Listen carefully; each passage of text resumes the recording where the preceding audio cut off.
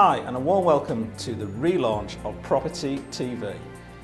Now, for those of you that watched our episodes last year, you'll know that Property TV is all about telling you the latest news and strategies in the housing sector, what's happening and what you need to be aware of as a property investor.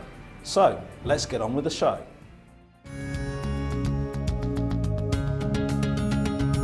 So, a lot of things have happened since the last time we were together on Property TV.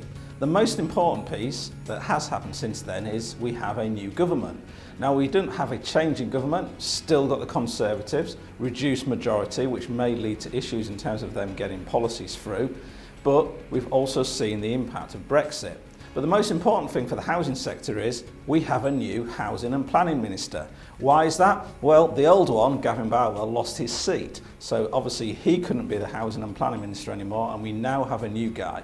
So the new guy is called Alec Sharma. So what do we know about him? Well, first of all, we know this. He has no background at all in the housing sector. He is an accountant by trade. He went to public school, as a lot of our previous housing ministers do, and he has a reduced majority in his hometown of Reading, which is where he is the MP for. Now, the interesting piece as well about Alok is over the last period of time that he's been in government and he's been an MP, he has voted the majority of time to reduce housing benefit.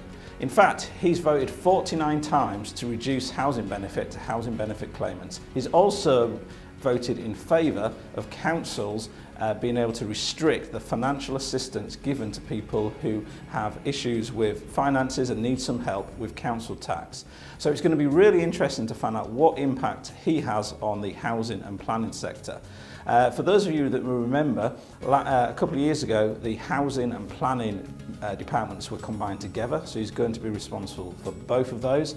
And more importantly, since 2010, we've had 6 housing ministers. So this is the 6th one we've had, and we're really looking forward to seeing what impact he can make on the housing sector.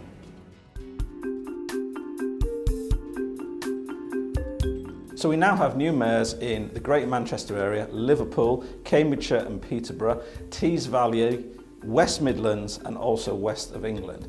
So we've been looking at some of the strategies they've come up with to combat the housing crisis, and they have a variety of different things that they're looking at, but some of the common threads that have come out of these are very similar patterns.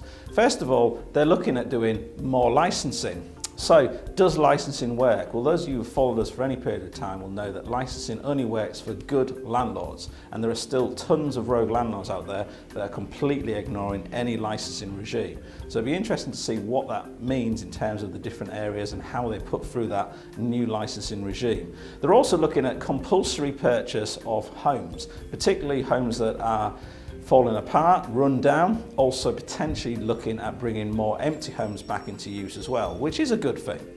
They're also looking at doing housing summits. Now, the interesting thing about the housing summits is some of the things they're looking to pull together is these kind of general summit where they bring together a lot of different people, but guess what? They're missing out the landlords. The type of people they're interested in bringing to these summits are people such as local government agencies, the local authorities, developers, and some element of housing providers. And as we all know, when you're creating a housing summit, you need to have everybody in the summit. So again, it'd be interesting to see what happens with some of these ideas.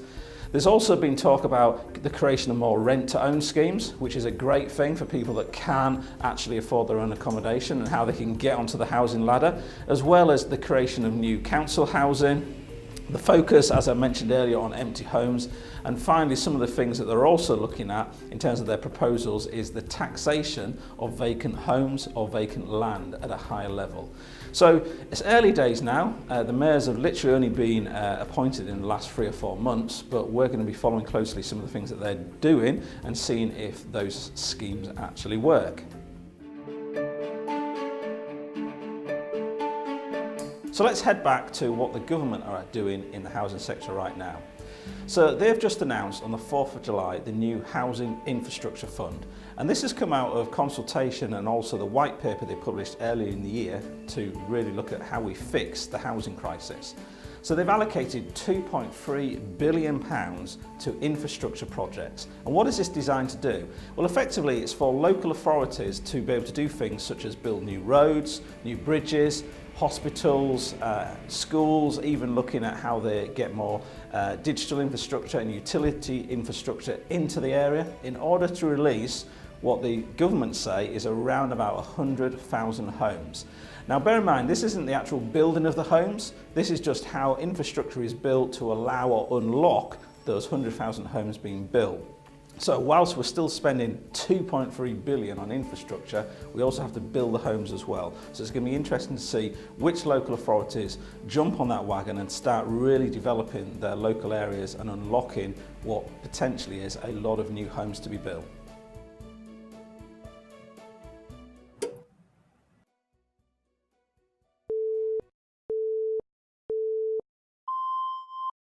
This summer, HMOs is not one of those things that you can just jump into and make it successful straight away unless you put in a lot of hard work. an absolute must-see. Flavour of what HMOs are all about. One man Give you tons of information, will inspire you giving you that financial security.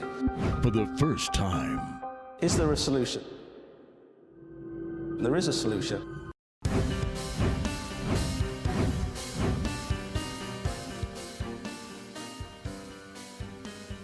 Coming soon.